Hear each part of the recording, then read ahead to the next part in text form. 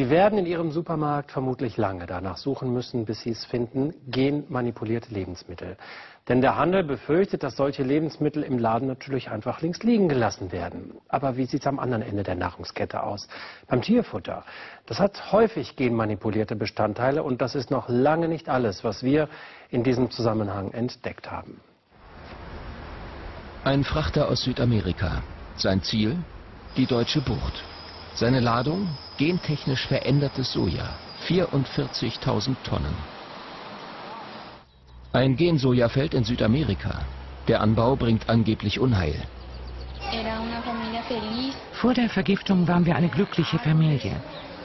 Wir hatten Pflanzen und Obstbäume. Und dann haben wir alles verloren. Auch meinen Bruder.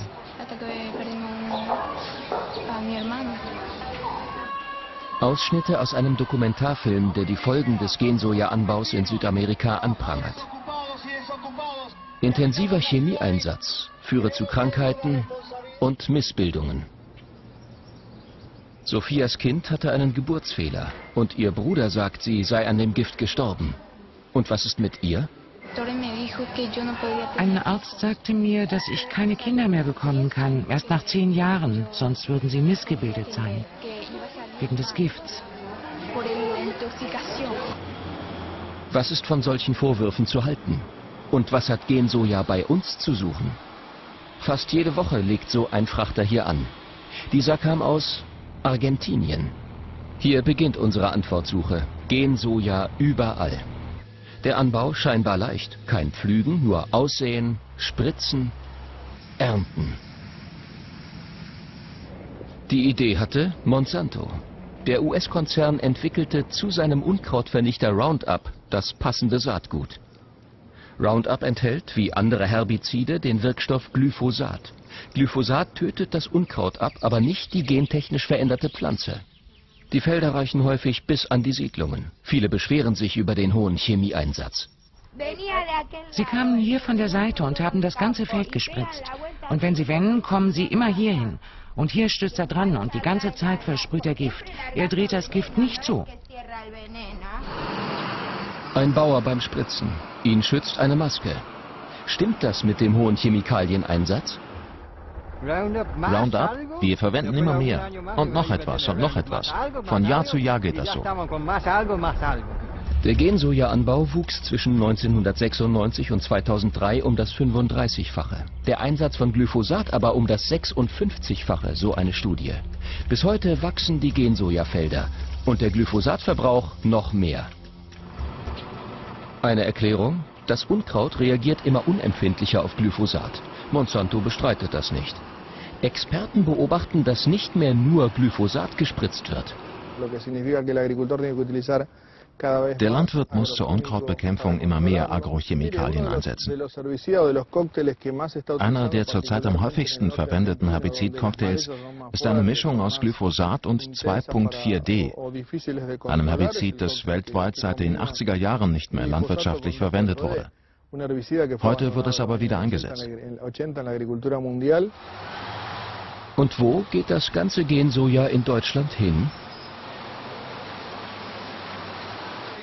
Vieles landet im Kraftfutter für Tiere. Vor allem bei Schweinen und Rindern ist gentechnisch verändertes Futter die Regel. Und warum kein normales Soja?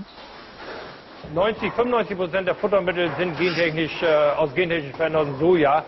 Ich hätte gar keine Chance, selbst wenn ich es wollte, das zu tun. Aktuell ist zum Beispiel gentechnikfreies Soja 5 Euro je Doppelzentner teurer. Wenn ich 20 Euro am Schwein verdiene, sind das über 10%. Wir essen mehr davon, als wir denken. Auch all diese Markenprodukte könnten mit Gensoja produziertes Fleisch enthalten. Im Hinterland von Buenos Aires. Hier kam Maggie zur Welt. Sie kann sich nicht selber anziehen, wird nie mit anderen Kindern herumtollen können. Unvermeidliches Schicksal? Ihre Eltern sehen das anders, vermuten einen Zusammenhang zwischen Maggies Krankheit und dem hohen Chemieeinsatz um sie herum.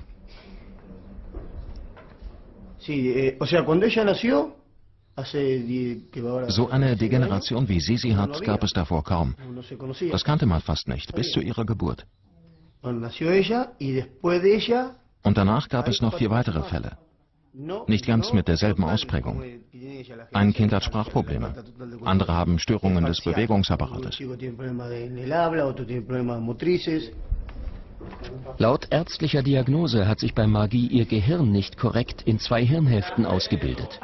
Kann Glyphosat wirklich die Ursache für Maggies Krankheit sein? Monsanto hält das nicht für möglich. Doch in Buenos Aires findet ein Forscher Parallelen. Er testete Glyphosat an Amphibien und entdeckte unter anderem die fehlerhafte Ausbildung der Hirnhälften. Seine Einschätzung? Wenn sich die beiden Hirnhälften nicht voneinander trennen, wie hier dargestellt, dann gibt es nur ein Hirn. Wenn man genau hinschaut, gibt es tatsächlich keine Hirnhälften. Der solche Missbildungen hervorrufende Wirkungsmechanismus ist der von Glyphosat, denn das ist ein enzymatisches Gift. Der Firmensitz von Monsanto. Monsanto hat das Gen Soja in die Welt gebracht. 3 Wochen bitten wir vergeblich um ein Interview, präsentieren schließlich schriftlich unsere Recherchen. Monsanto bezweifelt pauschal die Sorgfalt der Forschungen und schreibt: Monsanto ist nicht nur von der Sicherheit seiner Produkte völlig überzeugt, sondern auch von dem Nutzen, den sie unseren Kunden bringen, sowie von dem Beitrag, den sie für nachhaltige Landwirtschaft leisten. Endgültige Beweise, dass Roundup schwere Krankheiten verursacht, gibt es nicht. Dennoch, die Sache lässt vielen Forschern keine Ruhe, so auch im französischen Caen. Seit über 5 Jahren untersucht man hier die Wirkung von Glyphosat auf menschliche Zellen. Gilles-Éric Seralini experimentierte mit kleinsten Mengen, mal pures Glyphosat, mal das ganze Monsanto-Produkt Roundup. Ein Ergebnis: Zelltod binnen 24 Stunden. Seine Einschätzung: Glyphosat hat sich in zahlreichen Studien auf der ganzen Welt als giftig erwiesen. Für menschliche Zellen ist Glyphosat schon in sehr niedrigen Dosierungen giftig, viel niedriger als sie der Bauer auf seinem Feld anwendet. Das Mittel Roundup ist dabei noch giftiger als Glyphosat, denn Glyphosat ist nur eine von mehreren Substanzen in Roundup. Monsanto hält solche Zellforschungen für nicht auf den Menschen übertragbar. Roundup sei sicher. Die Dayo Rubin macht bald Platz für den nächsten Frachter. Denn die deutsche Tierindustrie braucht Gensoja. Viel Gensoja. Für Fleisch, aber auch für Eier und Milch. Im Supermarkt können wir all dem begegnen.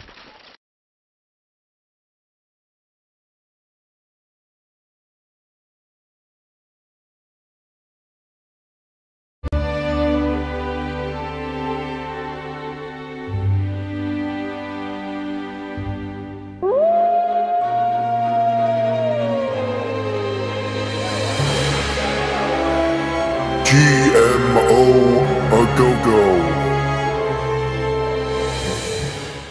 Hey kid, what's up? Do you hate having to eat those healthy vegetables? Is nutrition getting you down? Well, cheer up!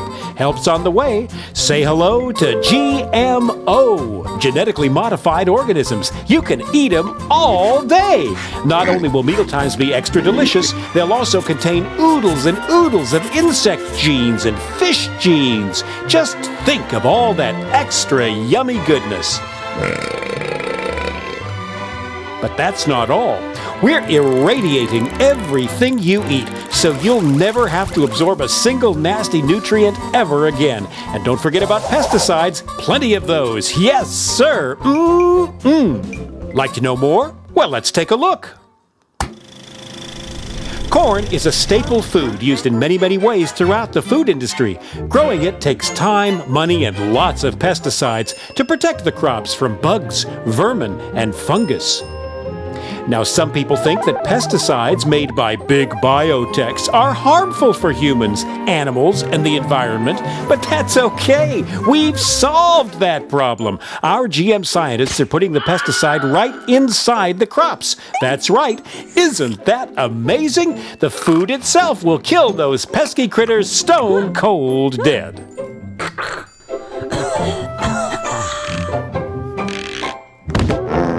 Now, some people are worried about the bees dying off. Busy bees pollinate billions of dollars worth of crops, vegetables, fruit, flowers, you name it. But some insects are just plain greedy. They'll eat everything in sight if you don't watch out. GMO to the rescue! Thanks to genetic engineering, the plant produces a toxin from the newly inserted bacterium gene. The toxin kills insects, but not humans. The Bacillus thuringiensis toxin destroys the insects' stomachs. Ouch. We have absolutely no testing results to prove that these are safe, but they are. Trust us. We care.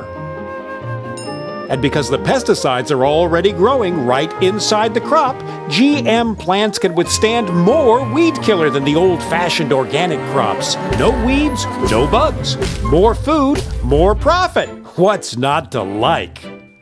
But that GMO goodness isn't just about corn. There's rice, soybeans, cotton, alfalfa, soybeans, papaya, soybeans, oilseed rape. Is that all? Not on your life. GM is the gift that keeps on giving. The possibilities are endless. Just imagine you're a limey Brit trying to grow strawberries in the frozen wastes of Scotland land.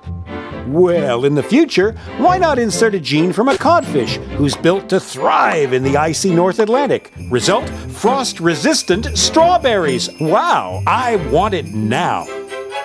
The effects of GMO food on humans aren't as tried and tested as we'd like, but there are much more important things that need our attention right away.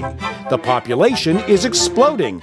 How will we feed everyone? We need food security, and we need it now.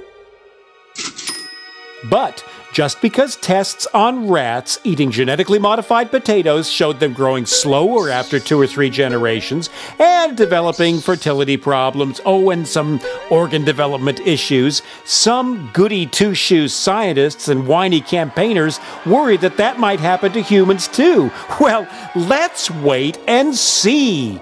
In the meantime, the biotech companies can rake in the profits that will fund more exciting GMO experiments. We love farms. We love them so much, we want them all. We want to persuade every potential partner farmer to forget all about that silly organic farming and get with us on the GMO bandwagon.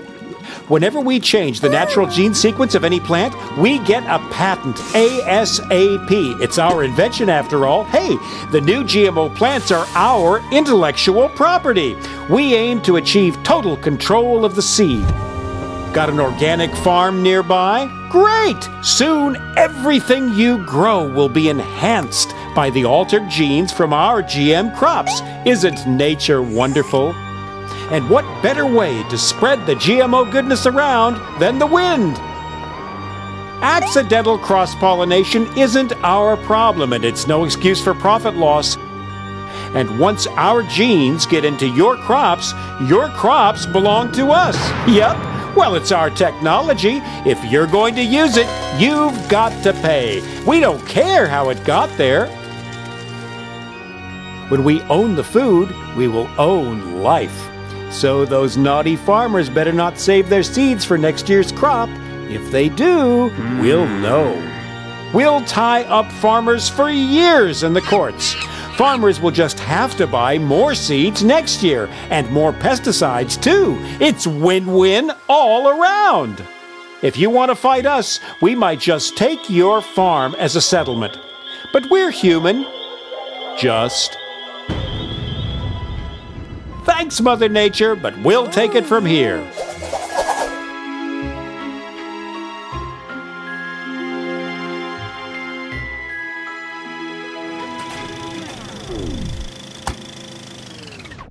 But we're doing all this for you, Johnny. Don't forget that. And if it's all too much for you to take in, don't worry.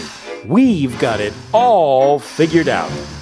By the time you're a teenager, it'll be GMO a go-go. We just need to make sure that our army of lobbyists keep GMO labeling off any products. Why spoil consumers with unnecessary choices after all? And if old Farmer Joe decides to fight us, we have a ready-made network waiting to take care of him. Can you say revolving door? Yep.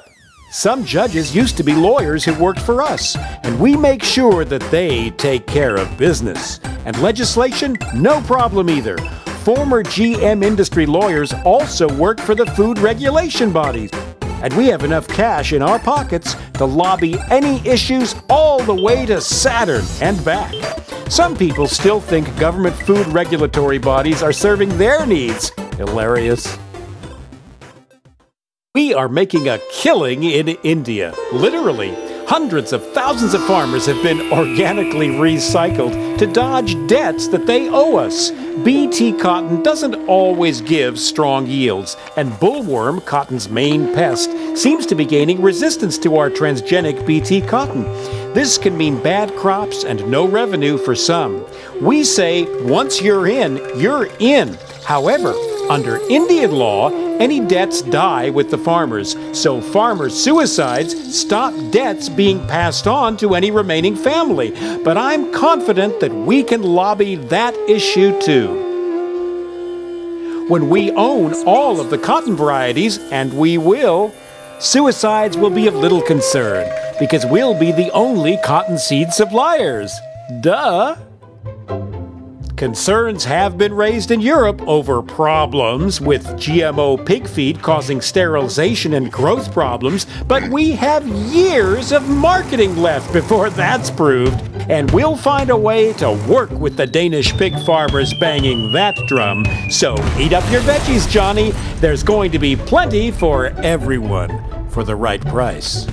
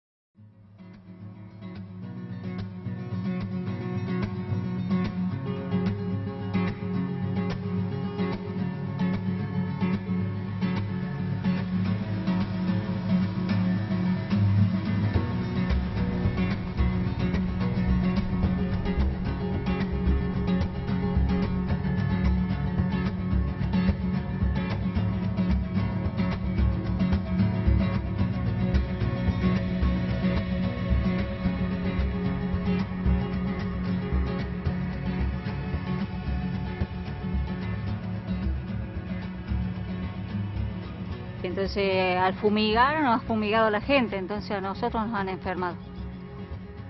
Y ahí me encontré de que había muchos casos de cáncer y mucha leucemia. Y muchos niñitos afectados, niñitos con malformación.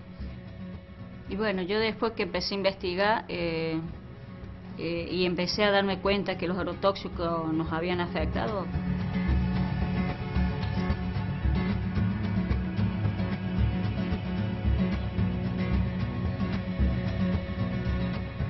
What would you recommend to me as a UK farmer and to other European farmers? Should we go down the route of genetically modified crops, or is it something you think we should avoid doing? Well, I would say, you know, at all costs avoid doing it. Most farmers that I spoke to being quite open about not wanting to grow them anymore. It's a failed technology. It's not worked. This is now the time where the European Union can decide, do they want to repeat what happened in the US, what happened in Argentina, what happened in Brazil, or are European politicians, are European citizens, are European experts smart enough to learn something from their mistakes and not to authorize any herbicide-resistant crop in Europe and also not other GM crops.